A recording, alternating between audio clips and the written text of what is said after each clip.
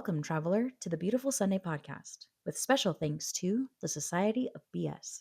For every tale hides a secret, every whisper leads to a wonder, and nothing is ever quite what it seems. Each week, we gather around to share the strange, the spooky, and the stories that refuse to stay buried. I never know what you're about to tell me, and I always regret finding out. Good, then you've come to the right place. This week, we enter the antique shop's secret locked door for a segment we like to call Cursed Keepsakes. Every object has a tale, a story to tell. In this episode, we will cover something you know very well. This object, a paper written with words, a mystery to be discussed afterwards. Yes, we are rhyming. Please don't mute. This episode is called File 8. What's written isn't certain. The Christmas Poem Dispute. Ooh, Christmas! Yes, this is our special Christmas episode. Because Christmas? Because we're in December, and what else to do but do special Christmas episodes? Yay! It's like the Star Wars Christmas special. I hope it's not that bad. Well, tell me, what is this dispute? Well, listen in. Here we go. 'Twas the night before Christmas. Words that you may have heard before. How did they appear? In a way so peculiar. With a letter addressed to the Troy Sentinel, a New York paper in which this letter their lucky laps fell. After reading and agreeing, 'tis a poem most grand, they published it in the paper with no pseudonym. They listed no author, no writer in-house. They posted the poem under a name anonymous. The world soon delighted to read such a treat. It echoed in towns, on many blocks and many streets. So who did so write it? Who would claim such a gem? A man named Clement Moore insisted it was him. Though many believed Clement Moore and his creed, the Livingston family politely disagreed. Henry Livingston is the one. He's the writer, they swore.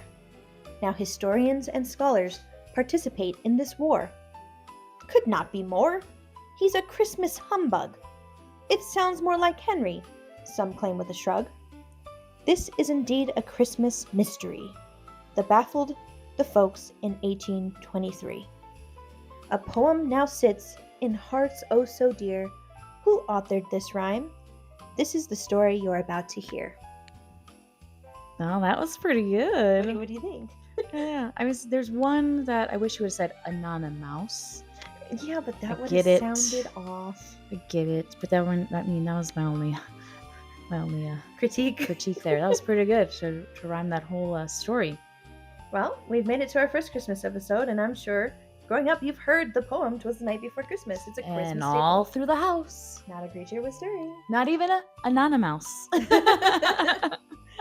Anyway, did you know that it's from this poem that we got the name of Santa's reindeer? No, I didn't. Although instead of Donner and Blitzen, which we hear today, it was Dunder and Blixen. I like Dunder and Blixen. I like Dunder. Blitzen better. I like Dunder better than Donner. Because he's a dunderhead or what? Yeah. Well, these were the original Dutch words for thunder and lightning, hence Dunder and Blixen. Ah, I like that. Mm-hmm. Yeah, the only reindeer that wasn't mentioned here was Rudolph. He didn't become famous till later on. Yeah, they added him because it was on one foggy night that Santa needed. True. They needed help later. They needed help. I think it was a book that made Rudolph popular, and then the song, well, like the story had Rudolph, and then the song kind of just like skyrocketed him into fame. Yeah, the song took it off. Yeah, now he's the most famous reindeer. Go figure. But did you know that there was a mystery surrounding this famous poem? No, I didn't. Nor did I think of it as a poem because it's just like a story. But yeah, it is a poem. Right. So were you able to follow along with the rhyming that we did? Essentially, it was a letter that was sent anonymously. Yes, anonymous.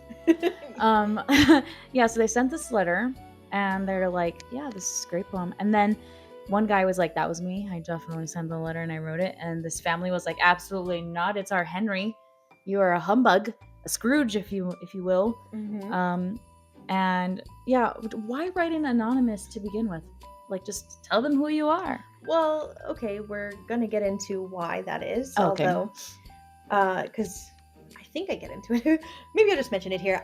He didn't send in the poem. Supposedly, it was sent in by a friend. Oh, I mean, I can see that. Like, a friend's Mhm. like, "This is great work. We need to post it." Like, I'm gonna do some of your work. Oh, gee, thanks.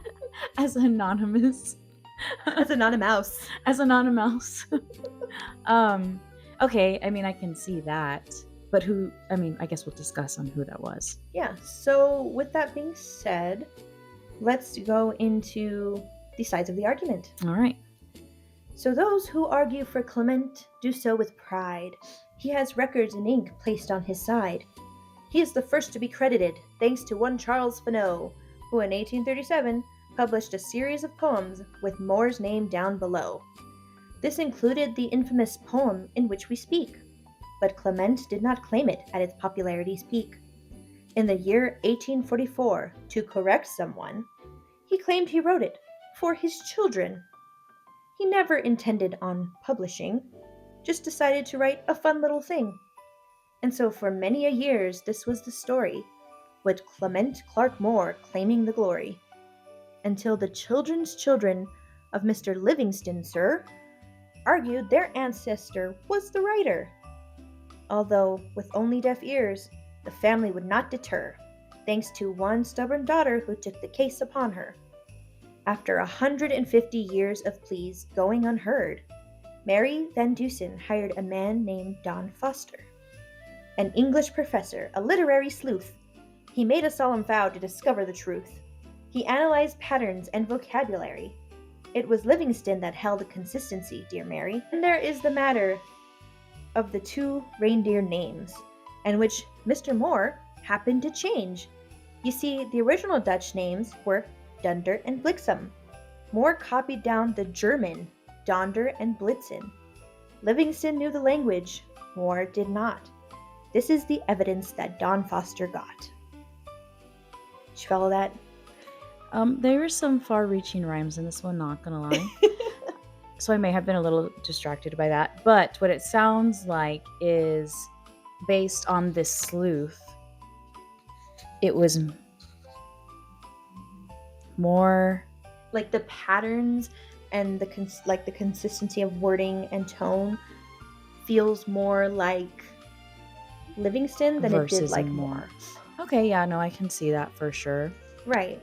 I mean, and these people are meant to like read into the details of certain things, especially a literature one. Right. And like I said, like was stated earlier, people are like, "Oh, this Clement guy, like his stuff is so dark, it's so serious, it wouldn't make sense that this fun little ditty poem is something that he wrote." Right? Whereas the guy Livingston, like that was all his vibe. He liked writing childish poems and things like that, and it fit his cadence better. Sure. But I mean, someone who does write dark could also write something up and like nice. Yeah, like it's not that far-fetched. Because I also don't feel like it's like all very lighthearted either. You know, it still has some very serious wording tones to it, I guess. It does. It arose such a clatter.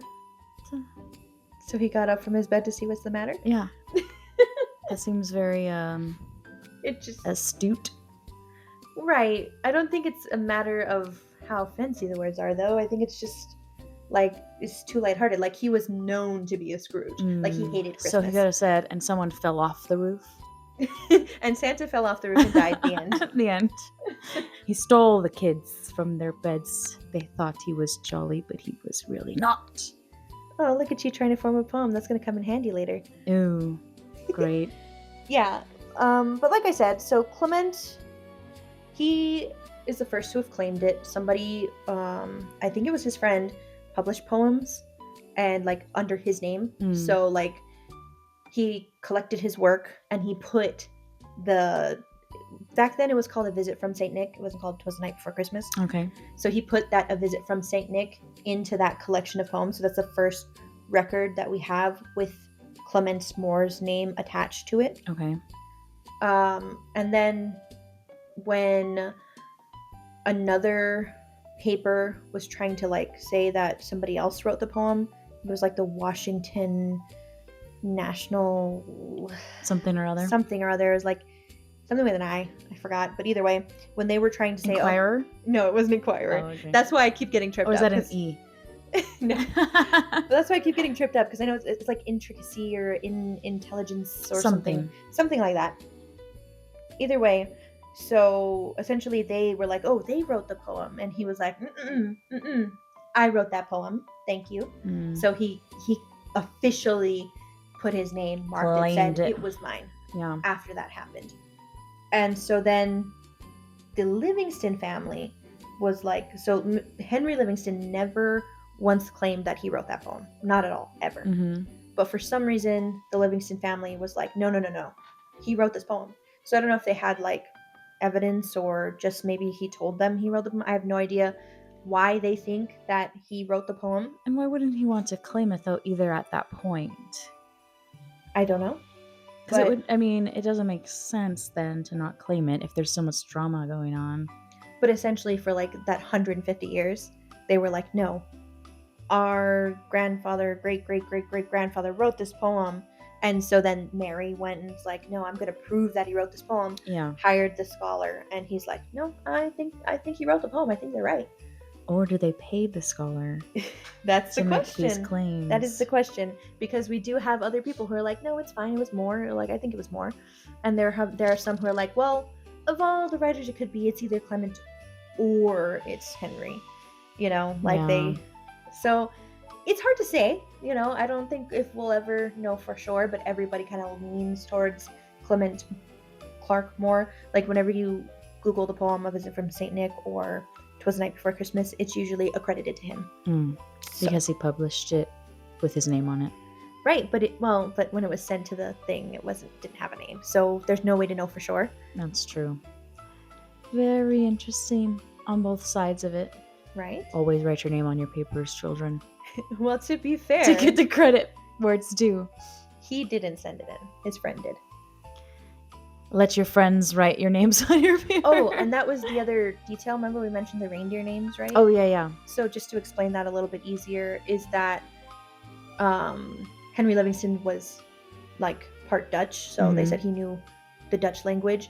And in the original poem that was for... that was sent into the newspaper? Right. It had the Dutch names Dunder and Bliksem. Mm-hmm. Whereas when Clement Clarke Moore, when he wrote out copies for his friends and all of that, he used the German names of the reindeer, which is Dunder and Blitzen, which is where we get Blitzen from. Yeah.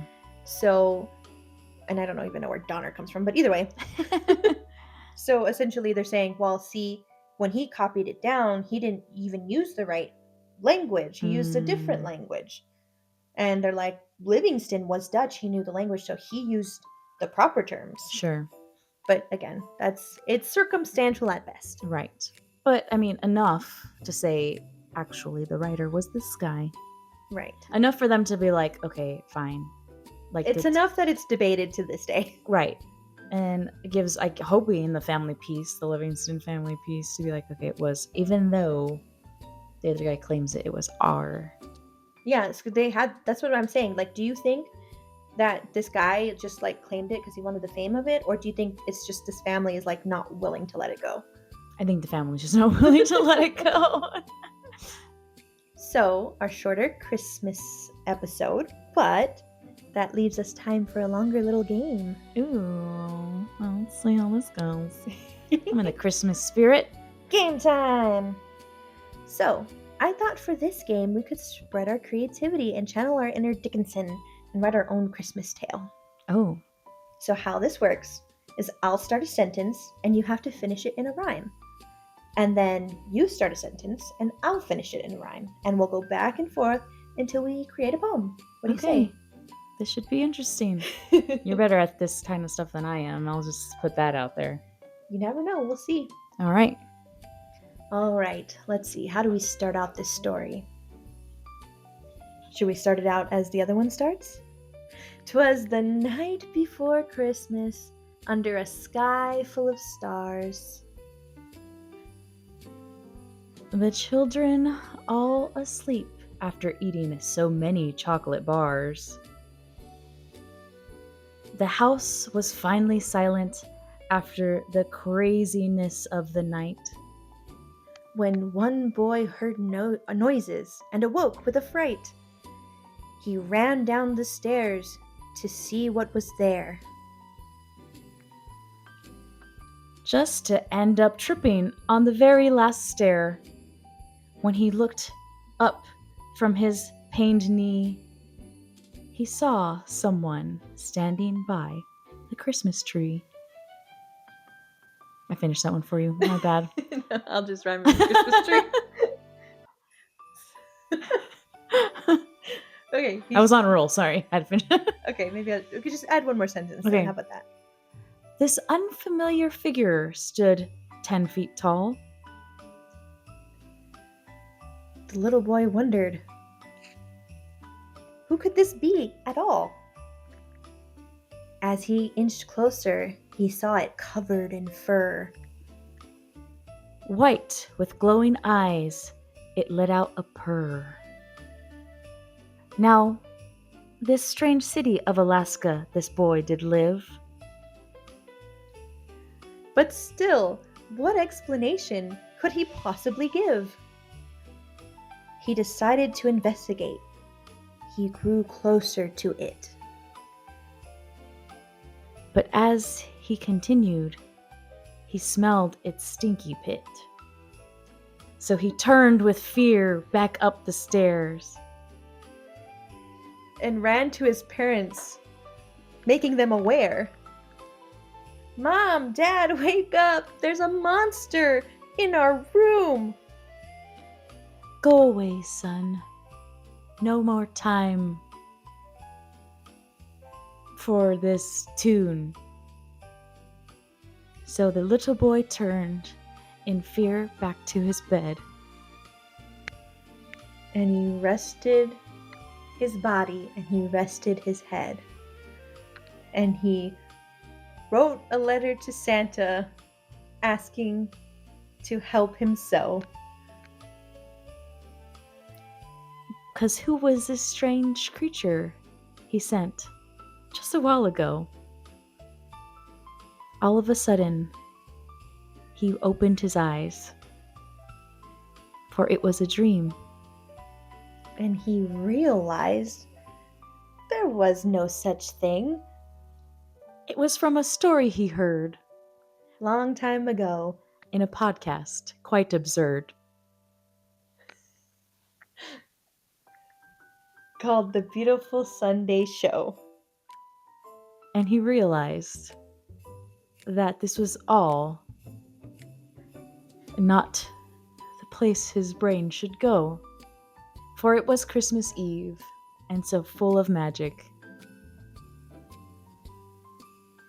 Am I rhyming with magic? Yes. No need to be alarmed, no need to panic. So with glee, he remained back in his warm bed. Happy for the days of Christmas ahead. All right. I was going to say something that he was a big fan of our show somehow. And that's all it was. So yeah, you just blame your nightmares on us. And if you haven't listened to the episode, go back because we talk about the Bigfoots and this specific creature that we were talking about. That you will the you Anyways, that's where we got that little piece from. I don't know how well that went. You guys were like, you guys messed that up completely. Yeah, I mean, there was a point there where we got off of our rhythm, but we made it work. Hey, it felt right. It felt right.